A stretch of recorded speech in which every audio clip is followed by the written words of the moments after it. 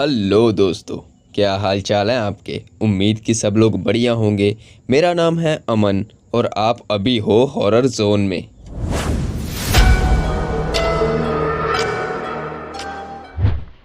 आप सबको ये पता होगा कि चौराहों पे कितने टोने टोटके होते हैं। कुछ लोग इन टोने टोटकों पे विश्वास करते हैं और कुछ लोग नहीं करते।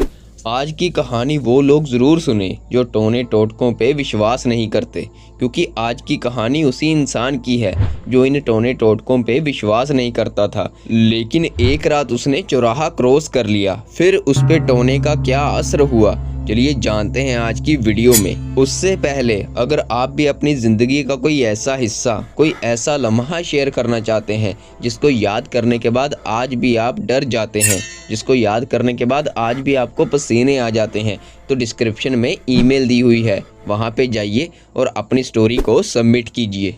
तो चलिए शुरू करते हैं आज की स्टोरी को। मेरा नाम विश्व कुमार है और मेरी उम्र 29 साल है। मैं गांव का रहने वाला हूं और शहर में, जो कि हमारे गांव से 4 किलोमीटर दूर है, वहां पे मेरी फोटोग्राफी की खुद की दुकान है। शहर और हमारे गांव के रास्ते में एक चौराहा भी पड़ता है और वो चौराहा आसपास के सभी गांवों को आपस में जोड़ता है और फिर एक ही रास्ता शहर को निकलता है। उस चौराहे पे जो टोने टोटके होते हैं उसके चर्चे हमारे आसपास के सभी गांवों में फैले हुए हैं। कुछ लोग कहते थे कि टोने के बाद जिसने पहले रास्ता क्रॉस किया उसको भूत दिखाई देते थे। कुछ लोग कहते थे कि जिन्होंने पहले रास्ता क्रॉस किया उनकी मौत हो जाती थी, और ऐसे ही बहुत सारी कहानियां हमारे आसपास के गांवों में फैली हुई थी। ये बात 2 साल पहले की है। तब मैंने अपनी फोटोग्राफी का काम नया नया शुरू ही किया था। मुझे मैक्सिमम शूट के ऑर्डर रात को आते थे और शूट के बाद मुझे घर भी जाना होता था। रात के ऑर्डर भी मैं इसलिए लेता था क्योंकि मैं तब नया नया सिटी में आया था और मेरा कंपटीशन भी बहुत था सिटी में। मम्मी पापा मुझे बहुत बार वार्न करते थे कि बेटा रात को घर मत आया कर, क्योंकि रास्ते में चौराहा होता है और वहाँ की होने वाली घटनाएं तुझे पता ही है। और मैं मम्मी पापा को एक ही बात बोलता था कि मम्मी यार मुझसे इसकी बात मत किया करो, ये सब पाखंड होते हैं। आजकल लोग ये भूतिया मूवीज देख लेते हैं और इन्हीं को सच मान लेते हैं। फिर मम्मी पापा भी मुझसे ज़्यादा आर्ग्यूमेंट नहीं करते थे और वो भी इन बातों को इग्नोर कर देते थे। एक बार ऐसे ही मुझे रात को क्लाइंट के साथ शूट पे जाना था। रात के 10 बजे हुए थे और 10 से 12 तक मेरा क्लाइंट के साथ शूट था। मैंने शूट को ख़त्म किया और रात को 12:30 बजे दुकान बंद करके अपने घर की तरफ निकल पड़ा। मैं शहर से केवल 1 किलोमीटर दूर आया होऊंगा और मेरे मोटरसाइकिल का पेट्रोल ख़त्म हो गया। आधे घंटे की दूरी पे पेट्रोल पंप था, तो मैं घसीट के मोटरसाइकिल को पेट्रोल पंप पे लेके गया और वहां जाके पेट्रोल डलवाया।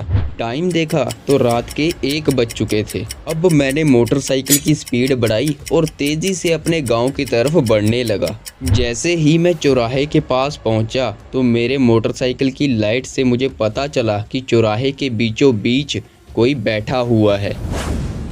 मैं थोड़ा सा डर गया क्योंकि वो कंडीशन ही ऐसी थी। मैंने अपनी मोटरसाइकिल को चौराहे के पीछे ही रोक लिया और हॉर्न बजाने लगा।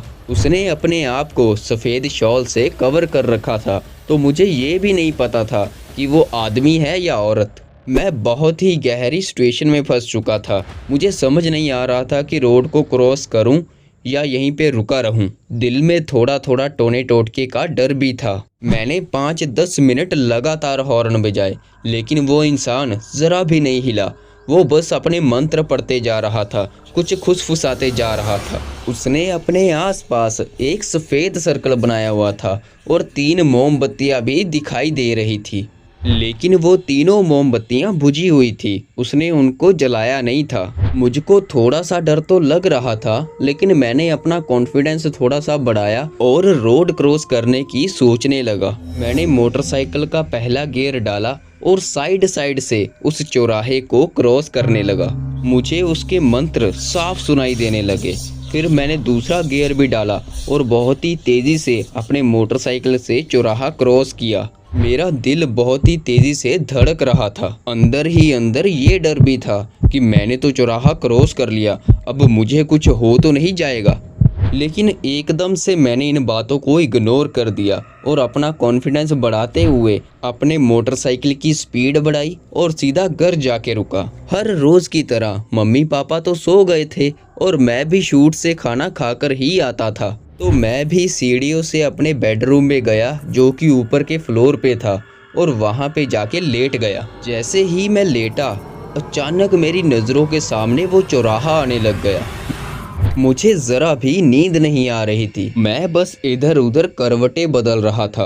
अचानक से मेरा गला सूखने लगा तो मैं उठा, नीचे फ्लोर में गया और किचन में जाकर बोतल से पानी पीने लगा। मुझे बाहर हॉल से फुसफुसाने की आवाज़ आने लगी, जैसे कोई दो इंसान आपस में बातें कर रहे हों। मुझे थोड़ा सा डर तो लग रहा था, लेकिन मैं अपने किचन से बाहर निकला और जब मैंने हॉल की तरफ देखा तो कोई नहीं था। मैंने सोचा कि वो चौराहे वाली बात ही मेरे दिमाग में घूम रही है। मैं अपने बेडरूम में गया और हेडफोन लगा के अपने मोबाइल में मूवी देखने लगा। मूवी देखते देखते मुझे नींद आ गई और मैं सो गया। अगला दिन संडे का था और मैं भी दूसरे दुकानदारों की तरह अपनी दुकान बंद रखता हूँ। मैंने सुबह मम्मी पापा के साथ खाना खाया, लेकिन वो चौराहे वाली बात नहीं बताई। शाम हो चुकी थी, पापा को अपने दोस्त की पार्टी में जाना था और मम्मी भी उनके साथ जाने के लिए रेडी थी। मम्मी और पापा शाम को 6 बजे पार्टी के लिए निकल गए और मैं अपने मोबाइल में इंस्टाग्राम रील्स स्क्रॉल करने लगा। इंस्टाग्राम चलाते चलाते मुझे 1 घंटे से ज़्यादा टाइम गुजर गया और मुझे भूख लगने लगी। मैं उठकर किचन में गया, कटोरी में दाल डाली और प्लेट में फुलके लेकर अपने बेडरूम में वापस चला गया। मैंने यूट्यूब की वीडियो प्ले करी और हेडफोन लगाकर वीडियो देखते देखते खाना खाने लगा। जैसे ही मैंने मुंह में पहला निवाला डाला तो उसका टेस्ट दाल जैसा नहीं था, उसका टेस्ट खून जैसा था। मैंने जब मुंह से नीचे थूका तो बहुत सारा खून बेड की शीट पे गिर गया। मैंने कटोरी की तरफ देखा तो वो पूरी खून से लथपथ थी। मेरा दिल बहुत ही तेजी से धड़कने लगा और मेरी सांसें भी फूलने लगी। मैंने कांपते हुए हाथों से कटोरी को उठाया और डरते डरते दीवार की तरफ पटका। वो दीवार भी पूरी खून से लथपथ हो गई। मैंने सोचा कि ये सब कोई सपना है। मैं अपनी आंखों को हाथों से साफ करने लगा, लेकिन मेरे हाथ भी खून से रंगे हुए थे। मुझे सीढ़ियों से किसी के चढ़ने की आवाज़ सुनाई देने लगी। उसके पैरों की आवाज़ बहुत ही ज़्यादा आ रही थी। जैसे जैसे वो सीढ़ियाँ चढ़ता जा रहा था, मेरे दिल की धड़कनें उतनी ही ज़्यादा तेज़ होती जा रही थी। ये सब एक सपने के जैसा लग रहा था। मैंने आंखें बंद करी और ज़ोर ज़ोर से चीखने लगा। जैसे ही मैंने चीखना बंद किया और अपनी आंखें खोली तो एकदम सन्नाटा हो गया। अब सीढ़ियों से कोई आवाज़ नहीं आ रही थी। मैंने मुड़ के दीवार की तरफ देखा तो वो दीवार खून से नहीं, दाल से लथपथ हो चुकी थी। मुझे बहुत ही ज़्यादा डर लगने लगा। मैंने हड़बड़ाहट में अपना फ़ोन उठाया और मम्मी पापा को फ़ोन लगाकर घर वापस आने के लिए बोला। मम्मी पापा भी मेरी आवाज़ सुनकर बहुत डर गए और वो तुरंत पार्टी से घर आने लगे। मैंने जैसे ही कॉल कट करी, मुझे हॉल से किसी चीज़ के घसीटने की आवाज़ सुनाई दी।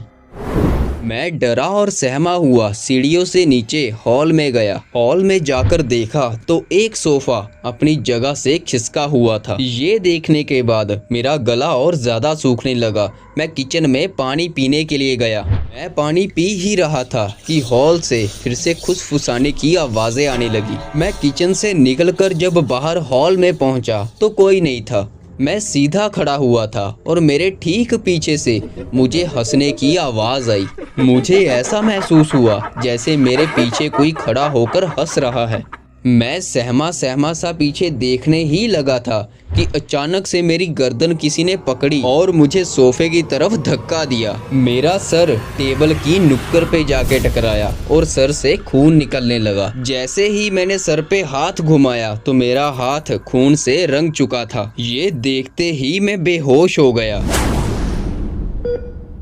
लगभग 20 मिनट मैं बेहोश ही पड़ा रहा और जब मैंने आंख खोली तो मेरे ठीक सामने एक आदमी और एक औरत खड़े हुए थे।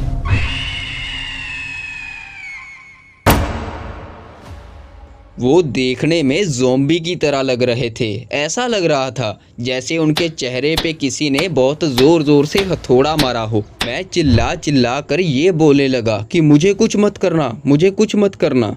इतने में मेरे मुंह पर एक ज़ोर से थप्पड़ पड़ी और थप्पड़ खाने के बाद जब होश आया तो मैंने देखा कि मम्मी और डैडी मेरे सामने खड़े हैं और वो थप्पड़ मेरे डैडी ने ही मुझे मारी थी। मेरे सर से खून निकलता देखकर मम्मी और डैडी रो रहे थे और उन्होंने मुझे गले लगाया और डॉक्टर के पास लेके गए। रास्ते में जाते हुए मैंने मॉम डैड को वो सब कुछ बताया जो मेरे साथ घर में हुआ और जो पिछली रात चौराहे पे हुआ वो भी बताया।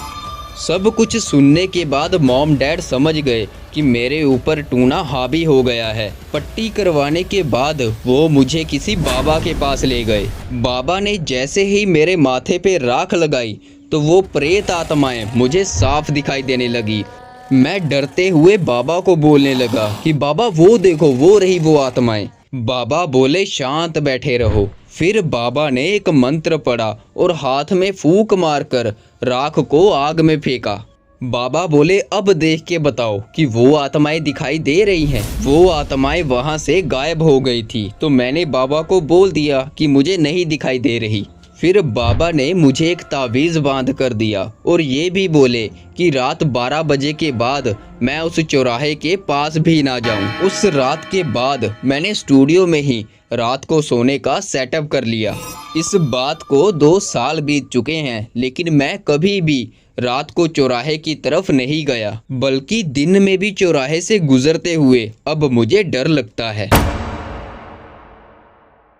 इसी के साथ हमारी आज की स्टोरी ख़त्म होती है। अगर आपको ये स्टोरी अच्छी लगी हो तो वीडियो को लाइक कीजिए और ऐसी ही स्टोरीज और देखने के लिए चैनल को सब्सक्राइब कीजिए। धन्यवाद।